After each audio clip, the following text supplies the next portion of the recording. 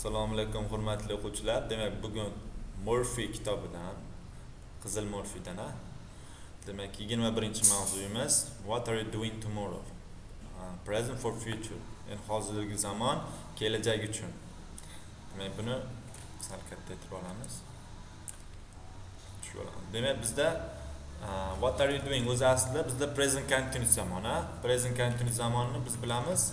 Hozirgi davom etayotgan ish harakatlar uchun ishlatadi, to'g'rimi? Men uni demak formulasi qanaqa edi? Hop, kattaroq olaman. Uni formulasi ega, to'g'rimi? Unga qo'shamiz nima? To be ni. Am, is, are, unga verb, verbga ing, object, modifier. Mana shu bizni hozirgi davomli zamonning formulasi, to'g'rimi? Masalan, birorta gap so'zlaydigan bo'lsak, we are, misol uchun we are reading an interesting book. Biz qiziqarli kitob o'qiyapmiz dedik. Bu hozirgi davom etayotgan ish harakatlari uchun. Endi mana bu yerda bizda aytayaptiki, kelasi zamon uchun deyapti. Kelasi zamon uchun ham biz hozirgi zamon formulasini ishlatsak bo'lar ekan. Mana buni. Mana bu formulani biz ishlatsak bo'lar ekan. Nima uchun? Kelasi zamon uchun. Bu qanday bo'ladi? Demak, qaraymiz. Rasmga qaraydigan bo'lsak, birinchi rasmda they are playing tennis now deyapti. Ya'ni ular hozir tennis o'ynashyapti. Tushundinglar-a? Xo'p, today is Sunday deyapti. Mana ikkinchi rasmga qaraymiz. Bugun Sunday, yakshanba ekan. Xo'p, I'm playing tennis tomorrow. Men ertaga tennis o'ynayapman. Bo'lib qoladimi shunda? Yo'q, o'ynayman bo'ladi. Nima uchun? She is playing tennis tomorrow. Endi qoidalarga qaraymiz. Uni hozir ko'rib chiqamiz, nima uchun undayligini. Abubakar. Xo'p. We use am is are keyin ing present continuous aytadi for something happening now. Ya'ni hozir sodir bo'layotgan nimadirni aytishda, demak biz present continuous ni ishlatar ekanmiz, to'g'rimi? Masalan, where are George and Shu? George va Shu qani, qayerda? They are playing tennis in the park. Ular bog'da tennis o'ynashyapti. Please be quiet. Jim bo'ling. I'm working. Ishlayapman. Tushunyapsizlar?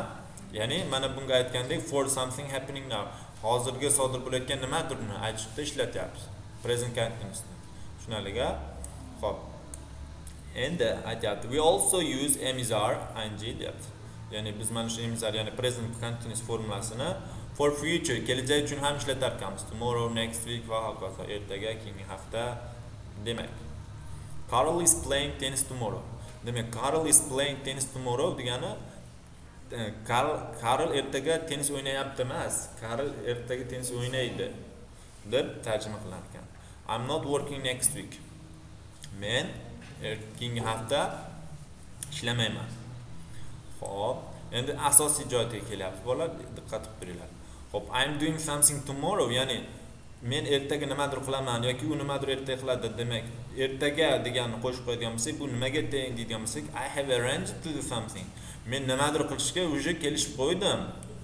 I have a plan to do something. Men uje nimadir qilishga rejam bor degan. Tushundinglarmi? Endi tepaga qaytamiz. Tepaga qaytadigan bo'lsak, mana bu rasmga qaraydigan bo'lsak, today is Sunday deyapti, to'g'rimi? Endi mana bu qiz, mana bu qiz nima qilyapti? U reja daftariga, plan daftariga o'zini soat 2:30 ga nima qilib qo'yapti? Tennisga boraman, tennis o'ynashim kerak deb yozib qo'yapti. Ya'ni oldindan nimadir reja qilib qo'ygan bo'lsa, aniq reja asosida bo'ladigan bo'lsa, present continuousni kelajak zamon uchun ishlatar ekan. Tushunyapsizlar? Shuncha aytyapti, she is playing tennis tomorrow. Nimaga? U aniq yozib qo'yganda 2:30 ertaga tennisga boraman deb. Tushundinglar? Xo'p. Keyin mana bu yerda ham I'm not working next week deyapti. Men keyingi hafta ishlamayman deyapti. Bu keyingi hafta ishlamaslikka hamma oshnalar bilan choydakka chiqib ketishga nima qilib qo'ygan? Kelishib qo'ygan. Oldindan plan qilib qo'ygan yoki kosonga chiqamiz, Короче, keyingi hafta biz ishga bormaymiz deb plan qilib qo'ygan. Shuning uchun I'm not working next week deyapti. Xo'p. Endi mana bu yerda gaplarni qaraymiz. Alice is going to the dentist on Friday. Ya'ni Alisa juma kuni tish shifokoriga boradi. Demak, qavschiga yozib qo'yibdi. She has an appointment with the dentist. Uning dentist, ya'ni shifokor bilan uchrashuvi bor. Demak, oldindan telefon qilib qo'ygan. Doktor, ochurt qanaqa dushanbaga, jumaga, dushanbaga desa odam ko'p degan.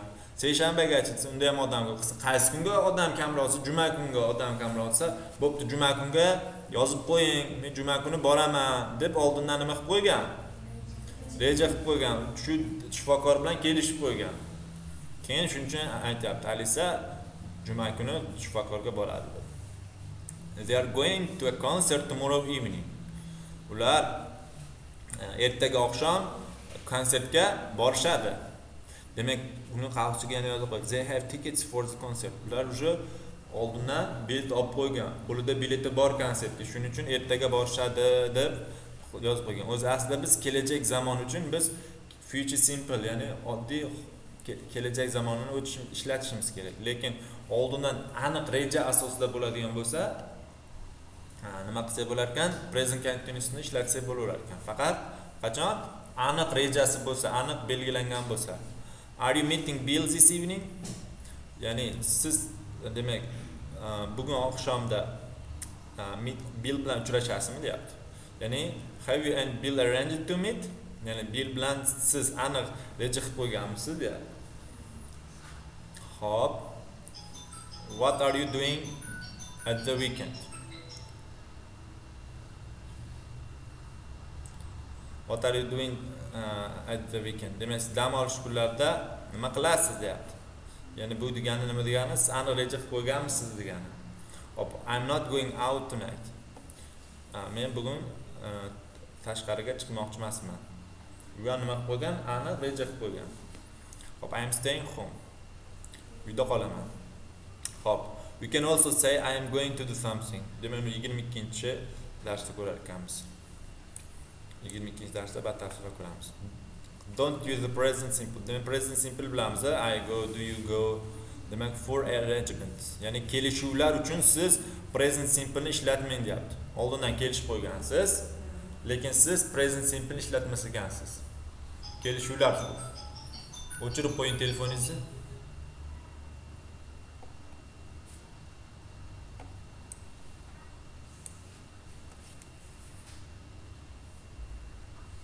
I am going out this evening. Hop, nima deyapti? Men bu oqshom tashqariga chiqaman deyapti. Not I go. Biz aytamiz ekanmiz, I go out this evening deyamiz ekanmiz. Nimaga? Oldindan rejalarimiz uchun, arrangements, kelishuvlar uchun. Are you going out tonight? Bugun tashqariga chiqmoqchimisiz? Not do you go. Present simple ning so'roq shakli bu, do you go. Anna isn't coming to the party next week. Demak, Anna keyingi hafta bazmga kelmaydi. Not deyapti, Anna doesn't come. Demak, present simple ni inkor shaklida ishlatmang deyapti qavsida. Tushundinglar-a? But we use the present simple for timetables. Ya'ni biz present simple ni timetables, jadvallar asosida deyapti. Programs, programmalar, trains, demak, poyezdlar, jadvallar bo'ladi-yu. Oldindan reja qilib qo'yganlar bo'ladi. Masalan, the concert starts at 7:30. Konsert 7:30 da boshlanadi. What time does the train leave? Demak, poyezd nechida jo'nab ketadi. Mana odatga avtobus bekatlariga qarasak, bunaqalar bo'ladi. Odatda jadvallar bo'ladi. Qaysi avtobus, qaysi nomerdagi avtobus nechida o'tib ketishini. Misol uchun bizdagi avtobuslar 161 avtobuslar shu yerda aniq vaqt asosida o'tadi. Lekin bizda bekatlar yo'q. Bekatlarda jadvallar ham yo'q. Lekin rivojlangan davlatlarda, xususan Rossiyada, men necha marta bo'lganman, qaysi avtobus yoki qaysi marshrut nechida yurishi aniq belgilab qo'yilganda. Masalan, siz avtobusni o'tkazib olmaysiz. Masalan, sizga 10-avtobus yoki 10-marshrut kerak bo'ladigan bo'lsa, siz aniq 10:20 da kelishini bilasiz oldindan. Siz 10:15 ga chiqib tursangiz 10:20 ga kelib turadi. Va bu 10 minut yoki 5 daqiqa o'sha yerda turadi kutib. Chunki sizga o'xshagan odamlar jadval asosida kelishligini biladi. Ular shunday keladi, odam yo'q bo'lsa o'tib ketib qolavermaydi, kutib turadi jadvallar asosida. Bu nima ishlar ekan? Present simple ishlar ekan. Study the difference. Demak, farqni o'rganyapti. Demak, I'm going to a concert this evening. Men bugun oqshom konsertga bormoqchiman, deyapti. The concert starts at 7:30. Konsert 7:30 da boshlanadi. Demak, birinchisida continuous kelyapti, ya'ni aniq reja asosida. Ikkinchisida jadval asosida 7:30 da boshlanishi. Demak, I'm going degani present continuous usually for people deyapti. Ya'ni odamlar uchun bo'ladi deyapti. Present continuous usually for people. The concert starts deyapti present simple for programs, trains. Demak, bu odatda nima ekan? Jadvallar uchun, shu programmalar uchun. Misol uchun trains, poyezdlar. Tushundinglar a? Xo'p. Endi mana bunga qaraymiz. Mashqqa. Look at the pictures. What are these people doing next Friday? Demak, rasmga qarang. Demak, odamlar keyingi juma kuni nima qilishadi deyapti. Har bir rasmga qarasak 5 ta rasm bor ekan. Ismlar turibdi, to'g'rimi? Ismlar va bu yerda nima ish qilishini oldindan yozib qo'yibdi, to'g'rimi? Mana Friday'da mana bu Carl tennisga borar ekan. Keyin mana bu yerda Dick sinema, kinoga borar ekan. Hop, Friday mana bu Tom va shu party bazmga borishlikka oldindan reja qilishyapti. Hop, Barbara bo'lsa nima deyapti? Jim deyapti, Dave Jim deyapti.